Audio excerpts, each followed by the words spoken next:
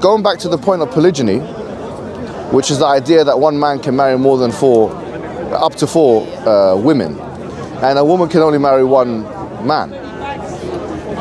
Yes, difference, and it indicates inequality. But it defies the premise that we've mentioned, which is that equality of value does not mean identicality in roles. So we say that this is something that is a responsibility that can be given to men in certain circumstances, which actually has a net effect. Pardon? Which circumstances? In the normal circumstance, unless otherwise stated. Like for example, if a woman states, I don't want to be in such a relationship, and she puts that in her contract before the marriage, then that, in my view, and this is the view of the Hanbali school of thought, that has to be respected because Muslims have to be compliant to their contracts. However, if that is not put in place, then the polygynous relationship is actually something which we believe is justifiable. Why so? I mean, because of physiological and psychological and anatomical and biological difference between man and also because of an ability for men to do certain things that women cannot do. Chief most among which is protection. And although one will say, well, we don't need protection in our modern time or whatever it may be, this is, we believe, a false premise.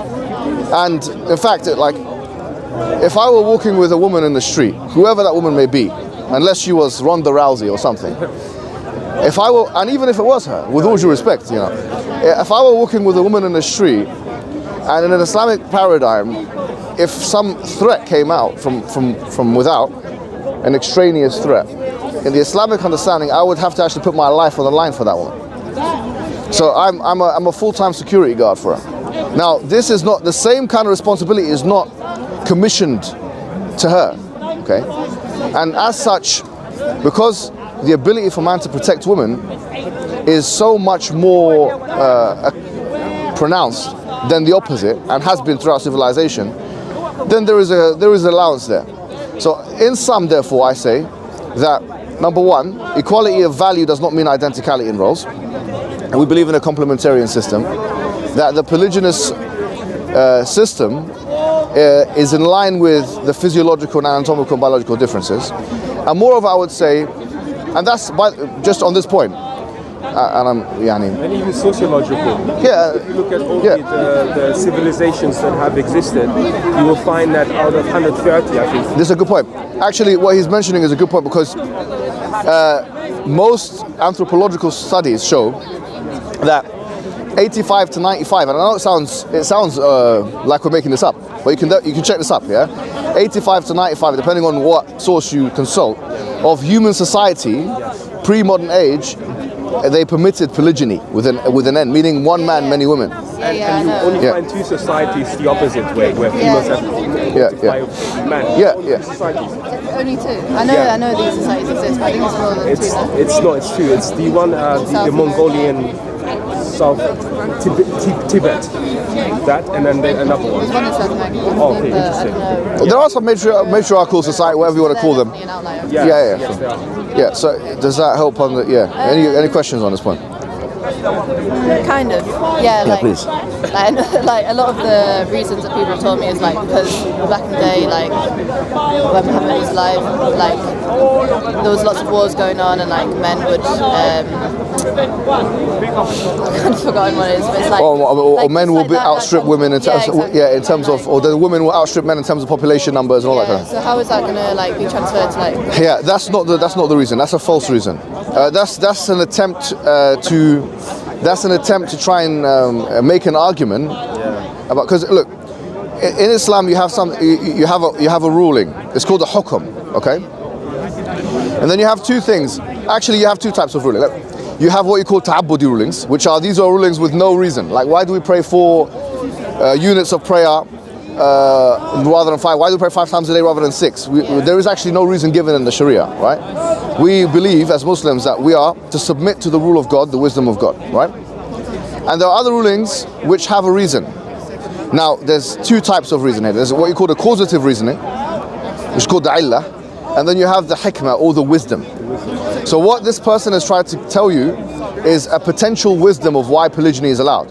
But this is, I think, a false wisdom, because polygyny would still be allowed if the population of men exceeded, the population of, exactly. If you had a society where there was more men than women, it's not as if now polygyny will be will no longer be a ruling, allowable. So this is a false, it's a misconception, or it's something which people say because they try and make Islam commensurate with an egalitarian feministic understanding of the second wave feminists. But the truth of the matter is that this is not actually the reason. We don't know what the reason is because it's not mentioned. It's not told us. The Quran doesn't say polygyny is allowed because of X, Y, Z.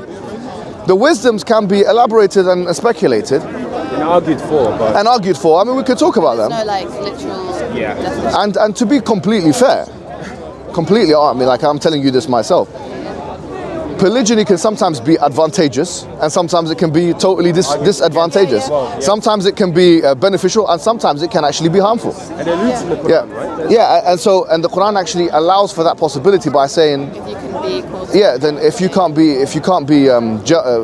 can't be just, then marry only one. Doesn't it say that it's not possible to be just? Yeah, and so it gives you advice. It says, فَلَا تَمِيلُوا كُلَّ الْمَيْلِ. It says, وَلَن تَسْتَطِيعُوا أَن تَعْدِلُوا بَيْنَ النِّسَاءِ وَلَوْ حَرَصْتُمْ. That you will never be able to be just with the female, with all your wives, and even if you try. So it gives you advice, practical advice. فَلَا تُمِيلُوا كُلَّ الْمَيْلِ. So don't literally go on one direction. In other words, give one woman all the attention. فَتَذَرُوهَا كَالْمُعَلَّقَةِ. So you leave the other one suspended. Which means that there's going to be mistakes that are made, but so long as you try and control the variables as much as you can, then that's the practical advice. I read a commentary on that verse, and they were saying that when it says, and you will never be just, in terms of the love and affection, that you can't control who you're have more affectionate relationship or intimate relationship. Are you feminist yourself? I wouldn't say so. No. Exploring. Not really. With those gloves, I thought. I want to give. Yeah, still not my friend. You're just acquiring. Yeah. Okay. So this is, I would say, another thing I would say is this, right? I want to spin this around a little bit.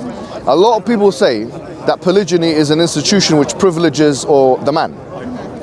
But I think, The Quran would say, what a lot of people would probably tell me is that it's actually to benefit the woman, in the way to protect the woman, and like this.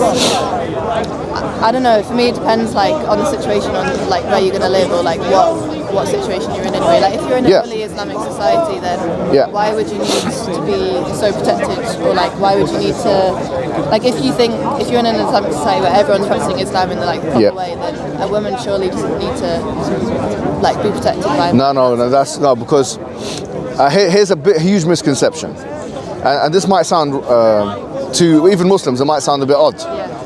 If Islam was implemented perfectly in its entirety, and there would still be a miscarriage of justice. Okay? We believe that if Islam was, let me just mention this point again. If the rules of Islam were implemented absolutely perfectly, in a utopian imagination, and the ruler was perfect, and the people were I'm not going to say the people were perfect, but the people were there, and the rules were implemented perfectly, yet there would still be a miscarriage of justice. The reason why is because the rules are not meant to produce perfect results. We believe in an eschaton, which is which means the afterlife, right? So we believe in the Day of Judgment. In other words, the Day of Judgment is a forum in which all the injustices will be righted, all the wrongs will be righted. So, because people by their nature are imperfect, there will be people that get away with injustice in the world, even if the Islamic ruling was perfectly implemented. Let me give you an example. In Islam, it says that if you, for example, I'll give you a very controversial example. Okay, there's abstractly and classically, there's a death penalty for those who cheat on their spouses, man and woman. It's exact rule, right? But if a man goes into his house and he sees another man with his woman, literally having intercourse with her, he's not allowed to do anything. Now, the Quran actually tells you what you have to do. What do you mean he's not allowed to do it? He's not. In the Quran, he's not allowed to do it. Islamically, from an Islamic, he's not allowed to try and exert vigilante justice. I'm not saying he will or he wouldn't. That's a different story, But Islamically, he's not allowed to do anything. He's not allowed to get physical. He obviously can divorce her. I mean, he's finished the relationship. That's it. Yeah. Now, what happens? The Quran says you have to do something called mula'ana, which basically is that they go back and forth, and in front of a judge, and they say that basically you're lying, and then the woman has the last say. The woman, literally, the woman wards off any punishment of her if she says, if she testifies 4 times or whatever. There's the process. Now, that means that this man has to live knowing that another man came into his house and had intercourse with his wife on his own bed, where he bought the bed and he bought the house and he, all that stuff. He has to live with that now. Now, in a sense, that is a miscarriage of justice. I can give you another example which affects women as well. I'm not being, but in a sense, that's a miscarriage of justice from the Islamic perspective. Why would that be written in the Quran if the Quran is supposed to create a kind of perfectly just society? It's not. The Quran doesn't. It's not written, but it's like a. What I'm saying is, because there's an evidentiary bar, which sometimes people will get away with certain things, that even if we consider all of the things are being perfectly followed according to the Quran, it's still conceivable that there can be miscarriages of justice.